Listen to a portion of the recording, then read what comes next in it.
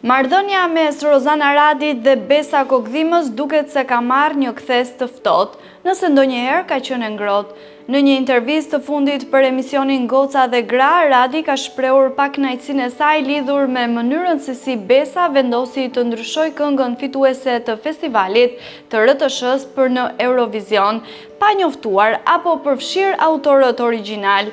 Pasi kënga fitoi, Besa pa na pyetur fare, pa na konsideruar si autor, krijoi një version në anglisht me një tjetër autor. Unë ndjeva keq sepse kur përfaqësojnë Shqipërinë, duhet të marrësh me vete ata që ishin aty në fillim, tha Radi me zhgënjim.